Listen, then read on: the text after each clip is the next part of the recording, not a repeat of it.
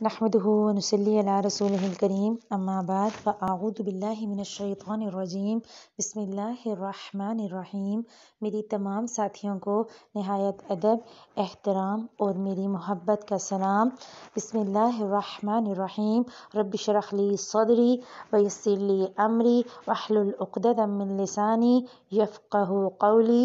رب یسر ولا تعسر وتمم بالخیر ربک نستعین۔ اے ہمارے پیارے رب کریم، ہمارے کام کو آسان فرما دیجئے اور ہمارا خاتمہ ایمان پر کیجئے۔ اللہم ثبتنا عند الموت بلا الہ الا اللہ۔ اے ہمارے اللہ سبحانہ وتعالی، ہمیں موت کے وقت کلمہ لا الہ الا اللہ پر قائم رکھیے گا، آمین ثم آمین۔ وقال عز وجل فی القرآن المجید آمن الرسول بما انزل الیہ من ربہ والمؤمنون کل آمن باللہ وملائکتہ وکتبہ ورسلہ لا نفرق بین احد من رسلہ وقالوا سمعنا واطعنا غفرانک ربنا والیک المصیر۔ وقال یا ایہا الذین آمنوا اتقوا اللہ حق تقاتہ ولا تموتن الا وانتم مسلمون۔ تمام طرح کی تعریفیں اس اللہ عز و جل کے لیے لائق اور زیبا ہیں جو تمام جہانوں کو پیدا کرنے اور پالنے والا ہے، اور درود و سلام نبی آخر الزمان پر جو انشاءاللہ اللہ سبحانہ وتعالیٰ کے حضور ہماری شفاعت کریں گے۔ آج الحمدللہ ہم ایک نیا کورس شروع کرنے لگے ہیں، ایک نیا گروپ، اور اس کا مقصد خالصتاً اللہ سبحانہ وتعالیٰ کی رضا اور اللہ کے قرب کا ذریعہ ہے۔ اس وائس والے صرف لیکچرز کو سینڈ کرنے کا مقصد یہ ہے کہ بہت سے لوگ ایسے ہیں جو اتنی بڑی بکس کو نہیں پڑھ سکتے، تو جب آپ گھر کا کام کریں، جب آپ کچھ بھی کریں تو آپ وائس سن لیں۔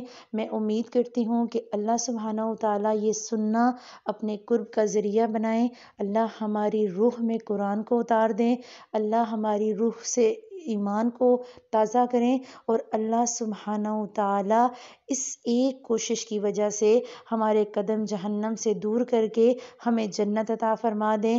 اور اگر ایسا ہو جاتا ہے، اگر ہم جنت پا لیتے ہیں، تو انشاءاللہ سمجھیں کہ ہمیں بڑی کامیابی مل گئی۔ ہم جو کتاب پڑھیں گے اس کتاب کا نام ہے جب زندگی شروع ہوگی، اور اس کے رائٹر ہیں ابو یحییٰ۔ شروع کرتے ہیں اپنا سبق، اور 15 سے 20 منٹ کی ریکارڈنگ آیا کرے گی روز۔ آپ لوگوں نے جسٹ سننا ہے، اور میں امید کرتی ہوں کہ یہ سننا بھی ہمارے لیے باعث رحمت ہو اور اللہ کے قرب کا ذریعہ ہو۔ اعوذ باللہ من الشیطان الرجیم، بسم اللہ الرحمن الرحیم۔ روز قیامت۔ زمین کے سینے پر ایک سلوٹ بھی باقی نہ رہی تھی۔ دریا اور پہاڑ، کھائی اور ٹیلے، سمندر اور جنگل، غرض دھرتی کا ہر نشیب مٹ چکا اور ہر فراز ختم ہو چکا تھا۔ دور تک بس ایک چٹیل میدان تھا اور اوپر آگ اگلتا آسمان، مگر آج اس آسمان کا رنگ نیلا نہ تھا بلکہ لال انگارا، اور یہ لالی سورج کی دہکتی آگ کے بجائے جہنم کے ان بھڑکتے ہوئے شعلوں کا ایک اثر تھی جو کسی اژدہے کی مانند منہ کھولے وقفے وقفے سے آسمان کی طرف لپک کر سورج کو اپنی گرفت میں لینے کی کوشش کر رہے تھے۔ جہنمی شعلوں کی لپک کا یہ خوفناک منظر اور بھڑکتی ہوئی آگ کے دہکنے کی آواز دلوں کو لرزا رہی تھی۔ لرزتے ہوئے یہ دل مجرموں کے دل تھے، یہ غافلوں، متکبروں، ظالموں، قاتلوں اور سرکشوں کے دل تھے، یہ زمین کے فرعونوں اور جباروں کے دل تھے، یہ اپنے دور کے خداؤں اور زمانے کے ناخداؤں کے دل تھے۔ یہ دل ان لوگوں کے تھے جو گزری ہوئی دنیا میں ایسے جیے جیسے انہیں کبھی مرنا ہی نہ تھا، مگر جب وہ مرے تو ایسے ہو گئے کہ گویا کبھی دھرتی پر بسے ہی نہ تھے۔ یہ خدا کی بادشاہی میں خدا کو نظر انداز کر کے جینے والوں کے دل تھے، اور یہ مخلوق خدا پر اپنی خدائی قائم کرنے والوں کے دل تھے۔ یہ انسانوں کے درد اور خدا کی یاد سے خالی دل تھے۔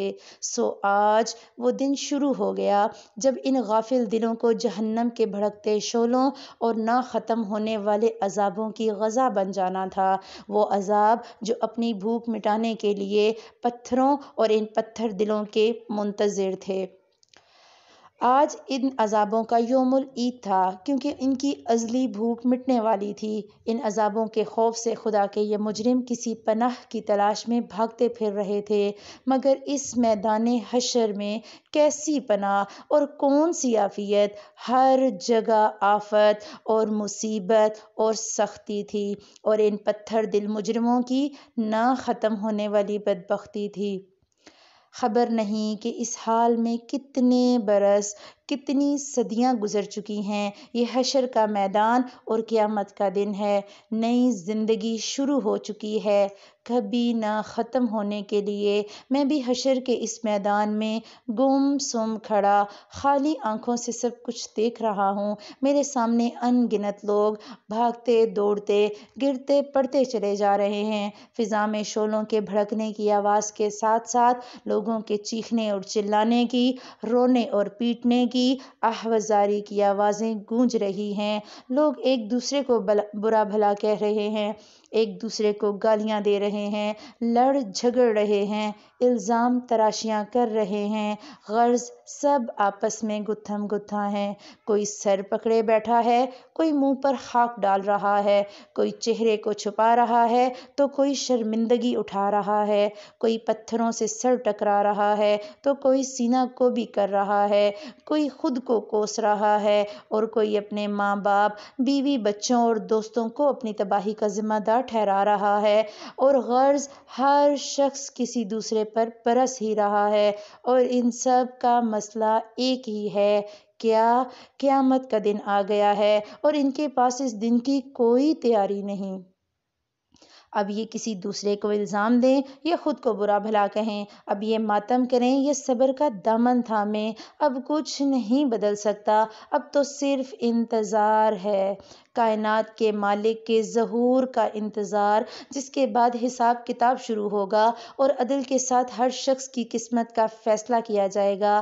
یکا یک ایک آدمی میرے بالکل قریب آ کر چلایا، ہائے! اس سے تو موت اچھی تھی، اس سے تو قبر کا گڑھا اچھا تھا، اور میں جو ارد گرد کی دنیا سے بالکل کٹ چکا تھا۔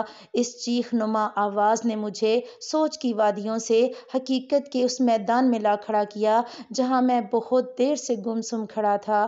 لمحہ بھر میں میرے ذہن میں ابتدا سے لے کر انتہا تک سب کچھ تازہ ہو گیا۔ اپنی کہانی، دنیا کی کہانی، اس زندگی کی کہانی، سب ایک فلم کی ریل کی طرح میرے دماغ میں گھومنے لگی۔ اس بھیانک دن کے آغاز پر میں اپنے گھر میں تھا۔ اس گھر کا محل وقوع خارجی دنیا کے کسی شخص کو سمجھایا ہی نہیں جا سکتا۔ ایک ظاہر بی نظر کے لیے یہ گھر قبر کا ایک تاریک گڑھا تھا، مگر دراصل یہ آخرت کی دنیا کا وہ پہلا دروازہ تھا، وہ دروازہ جسے اندر سے کھولا ہی نہیں جا سکتا۔ مجھے اس دروازے کو کھولنے میں کوئی دلچسپی نہیں تھی، کیونکہ میں اس دروازے سے گزر کر برزخ کی اس دنیا میں داخل ہو چکا تھا جس میں میرے لیے نہ ختم ہونے والی راحت تھی۔ اس روز مجھ سے میرا ہمدم، میرا درینہ اور محبوب دوست صالح ملنے آیا۔ صالح وہ فرشتہ تھا جو دنیا کی زندگی میں میرے دائیں ہاتھ پر رہتا اور میری نیکیاں لکھا کرتا تھا۔ اس کی قربت موت کے بعد کی زندگی میں ہمیشہ میرے لیے باعث طمانینت رہی، اور آج بھی ہمیشہ کی طرح ہماری پرلطف گفتگو جاری۔ دوران گفتگو میں نے اس سے پوچھا کہ یہ بتاؤ تمہاری ڈیوٹی میرے ساتھ کیوں لگائی گئی؟ تو اس نے جواب دیا، بات یہ ہے عبداللہ کہ میں اور میرا ساتھی دنیا میں تمہارے ساتھ تھے، وہ تمہاری برائیاں لکھتا اور میں تمہاری نیکیاں لکھتا۔ تم مجھے 2 منٹ بھی فارغ نہیں بیٹھنے دیتے تھے۔ کبھی تم اللہ کا ذکر کرتے، کبھی اس کی یاد میں آنسو بہاتے، کبھی انسانوں کے لیے دعا کرتے، کبھی نماز پڑھتے، کبھی اللہ کی راہ میں خرچ کرتے اور کبھی خدمت خلق کرتے۔ اور جب کچھ بھی نہ ہوتا تو تمہارے چہرے پر ہمہ وقت دوسروں کے لیے مسکراہٹ رہتی، اسی لیے میں ہر وقت کچھ نہ کچھ لکھتا ہی رہتا۔ تم نے تو مجھے تھکا کر مار ہی ڈالا تھا، لیکن ہم فرشتے تم انسانوں کی طرح تو ہوتے نہیں کہ برائی کا بدلہ برائی سے دیں، اس لیے تمہاری اس برائی کے جواب میں دیکھ لو میں تمہارے ساتھ ہوں، میں ہر وقت تمہارا خیال رکھتا ہوں۔ میں نے اس کی بات کے جواب میں سنجیدگی سے کہا، تم سے زیادہ تو برائی میں نے الٹے ہاتھ والے کے ساتھ کی، وہ میرا گناہ لکھتا اور میں فوراً توبہ کر لیتا۔ میں فوراً اللہ سے معافی مانگ لیتا، اللہ سے فوراً دعا کر لیتا۔ آپ سب بھی دعا کرنے، لا الہ الا انت سبحانک انی کنت من الظالمین۔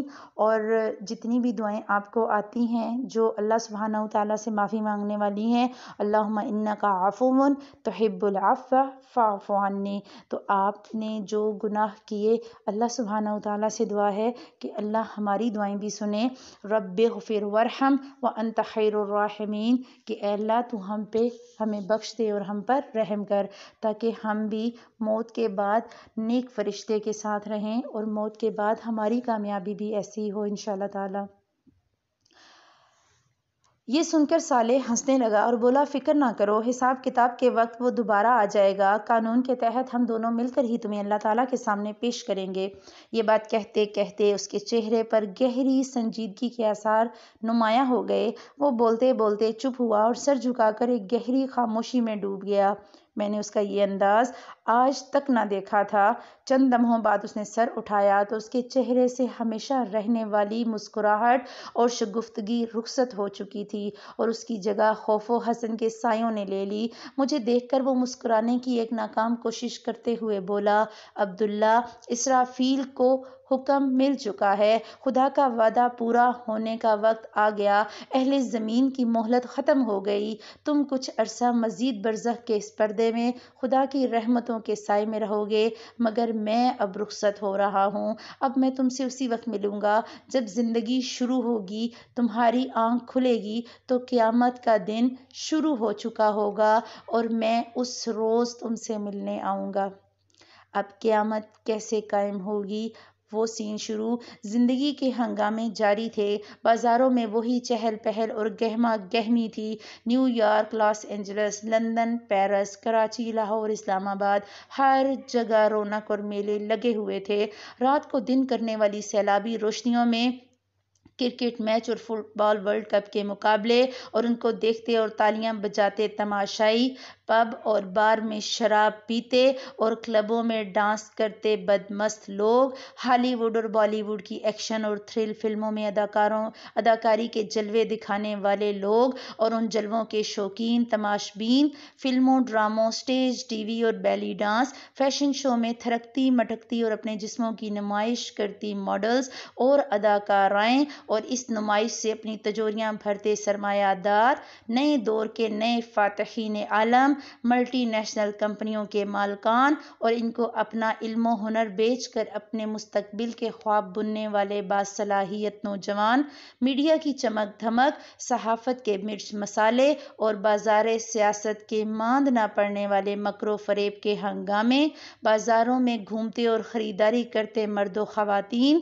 اور ان کو بلاتی رجھاتی دکانیں اور ان کے دکاندار، امراء کے عشرت قدوں میں گونجتے ہوئے ساز و آواز اور غربا کے جھونپڑوں میں فقر و افلاس، شادیوں کی تقریبات میں خوشی کے نغمے، جنازوں اور ہسپتالوں میں غم و الم کے سائے، خدا کے نام پر اپنے مفادات کا تحفظ کرتے اہل مذہب، غریبوں اور ان کے مسائل سے ہمیشہ کی طرح بے نیاز اہل ثروت، کرپشن کی ناپاک کمائی سے اپنی جیبیں بھرتے سرکاری ملازم اور ملاوٹ اور ذخیرہ اندوزی سے اپنی تجوریاں بھرتے حرام خور تاجر، عوام کا استحصال کرتے اہل اقتدار اور دنیا پر اپنا غلبہ قائم رکھنے کے منصوبے بناتی سپر پاورز، سب اپنے اپنے مشغلوں اور اپنے اپنے کاموں میں مگن تھے۔ اہل زمین جو ہمیشہ سے کرتے آئے، آج بھی وہی کر رہے تھے۔ ظلم و فساد کی داستانیں، دھوکہ و فریب کی کہانیاں، حرص و ہوس کی دوڑ، غفلت اور سرکشی کے رویے، خدا اور آخرت فراموشی، سیاسی ہنگامے، معاشی جدوجہد، مذہبی جھگڑے، طبقاتی کشمکش، ہر چیز ہمیشہ کی طرح جاری تھی۔ پیغمبر تو صدیوں پہلے آنا بند ہو گئے۔ ایگریکلچرل ایج انڈسٹریل ایج میں بدلی اور انڈسٹریل ایج انفارمیشن ایج میں بدل گئی، مگر نہ بدلے تو انسانی رویے نہ بدلے، ان کے غم بھی نہیں بدلے۔ وہی کاروبار اور روزگار کی پریشانیاں، وہی عشق و محبت کی ناکامیاں، وہی موت اور بیماری کے مسائل۔ اس وقت بھی انسانوں کے ہاں ہر غم تھا سوائے غم آخرت کے، ہر خوف تھا سوائے خوف خدا کے۔ آسمان کی آنکھ یہ دیکھ رہی تھی کہ خدا کی زمین کو ظلم و فساد سے بھر دینے والا انسان اب دھرتی کا ناقابل برداشت بوجھ بن گیا ہے، سو انسانوں کو بار بار ہلایا گیا۔ نبی آخر الزمان کی پیشن گوئیاں پوری ہونے لگیں۔ ننگے پاؤں بکریاں چرانے والے عربوں نے دنیا کی بلند ترین عمارتیں بنا لیں، مگر انسانیت ہوش میں نہ آئی۔ نوح کے تیسرے بیٹے یافس کی اولاد یعنی یاجوج و ماجوج کی نسل دنیا کے پھاٹکوں کی مالک بن گئی۔ عظمت کی ہر بلندی سے یہی یاجوج ماجوج دنیا پر یلغار کرنے لگے، ایک کے بعد ایک دنیا کے اقتدار کی مسند پر فائز ہوتے چلے گئے۔ آسمانی صحیفوں کی تمام پیشن گوئیاں پوری ہو گئیں، مگر انسانیت پھر بھی ہوش میں نہ آئی۔ سونامی آئے، سیلاب آئے، زلزلے آئے، مگر انسانیت غفلت سے نہ نکلی۔ خدا نے انفارمیشن ایج پیدا کی، اس کے اجمی بندوں نے نبی عربی کے پیغام کو اٹھایا اور انسانیت پر حجت تمام کر دی، مگر انسانیت پھر بھی نہ سنبھلی۔ قیامت سے قبل قیامت کی منظر کشی آخری درجے میں کر کے انسانیت کو جھنجھوڑ دیا گیا، مگر لوگوں کے رویوں میں کوئی تبدیلی نہ آئی، سو جسے آخر کار آنا تھا وہ آ گئی۔ اسرافیل نے خدا کا حکم سنا، سور ہاتھ میں اٹھایا اور دیکھتے ہی دیکھتے قیامت آ گئی۔ سورج کی بساط کو لپیٹ دیا گیا، تارے بے نور ہونے لگے، ہمالیہ جیسے پہاڑ ہوا میں روئی کی طرح اڑنے لگے، کوہسار ریگزار بن گئے، سمندروں نے پہاڑ جتنی اونچی لہریں اٹھانا شروع کر دیں، سمندر میدان بن گئے، زمین نے اپنے آتش فشاں باہر اگل دیے، وادیوں میں آگ کے دریا بہنے لگے، دھرتی نے اپنے سارے زلزلے باہر پھینک دیے، زمین الٹ پلٹ ہو گئی، شہر کھنڈروں میں بدلنے لگے، عمارتیں خاک ہونے لگیں، آبادیاں قبرستان بن گئیں، اور کمزور انسان کی بھلا کیا ہی حیثیت ہے، وہ جو کچھ دیر قبل نئے گھر کی تعمیر کے منصوبے بنا رہے تھے، نئی دکان اور نئے کاروبار کی منصوبہ بندی کر رہے تھے، شادی اور نکاح کی امیدیں باندھ رہے تھے، نئے کپڑوں اور نئے گاڑیوں کی خریداری کر رہے تھے، اولاد کے مستقبل کی پلاننگ میں مصروف تھے، وہ سب اپنے تمام ارادے، تمام عزائم بھول گئے، مائیں دودھ پیتے بچے چھوڑ کر بھاگ گئیں، حاملہ عورتوں کے حمل گر گئے، طاقتور کمزوروں کو کچلتے گئے، اور نوجوان بوڑھوں کو چھوڑ کر بھاگنے لگے، سونا چاندی سرے راہ پڑے ہیں، نوٹ ہوا میں اڑ رہے ہیں، قیمتی سامان بکھرا ہوا ہے، مگر کوئی لینے والا نہیں، کوئی اسے سمیٹنے والا نہیں، گھر، کاروبار، رشتے، ناطے، مال، اسباب سب غیر اہم ہو چکے، ہر نفس صرف اپنی ہی فکر میں ہے، آج انسان سب کو بھول گیا، صرف ایک اللہ کو پکار رہا ہے، مگر آج اس پکار کا کوئی جواب نہیں، دہریے اور ملحد بھی نام خدا کی دہائی دے رہے ہیں، مگر آج کوئی جائے عافیت نظر نہیں آ رہی، بربادی کے سائے پیچھا نہیں چھوڑ رہے، موت ہر جگہ تعاقب کر رہی ہے، مصیبت نے ہر طرف سے گھیر لیا، آخر کار زندگی موت سے شکست کھا گئی، زندگی ختم ہو گئی، مگر اس لیے کہ زندگی کو اب شروع ہونا تھا۔ اب آگے کیا ہوا وہ انشاءاللہ ہم کل کے لیکچر میں کریں گے۔ کوشش یہ کریں کہ جب اس طرح کی آپ کوئی وائسز سنیں یا آپ اس طرح کا کوئی لیکچر سنیں تو اپنی دعاؤں کو بڑھا دیں، اپنی دعاؤں کی کثرت شروع کر دیں، اور جتنی آپ کو دعائیں آتی ہیں وہ پڑھیں، دعا کیا کریں، یا مقلب القلوب ثبت قلبی علی دینک، اے دلوں کو پھیرنے والے میرے دل کو دین پر ثابت قدم رکھ، یا مصرف القلوب صرف قلوبنا علی طاعتک، اے دلوں کو پھیرنے والے ہمارے دلوں کو اپنی اطاعت پر پھیر دے، اللہم انی اسألک الہدی، اے اللہ بے شک میں تجھ سے ہدایت مانگتی ہوں، والتقی اور تقوی مانگتی ہوں، والعفاف اور پاک دامنی مانگتی ہوں، ہوں، والغنا اور بے نیازی مانگتی ہوں، تو تو کیا کر، اللہم آتی نفسی تقواہا، اے اللہ تو میرے نفس کو اس کا تقوی عطا کر دے، وزکیہا انت خیر من زکاہا، اور تو اس کو پاک رکھ کیونکہ تو ہی بہترین پاک کرنے والا ہے، انت ولیہا و مولاہا، تو ہی میرے نفس کا مولا اور ولی ہے۔ سبحانک اللہم و بحمدک، نشہد ان لا الہ الا انت، نستغفرک و نتوب الیک۔ السلام علیکم ورحمۃ اللہ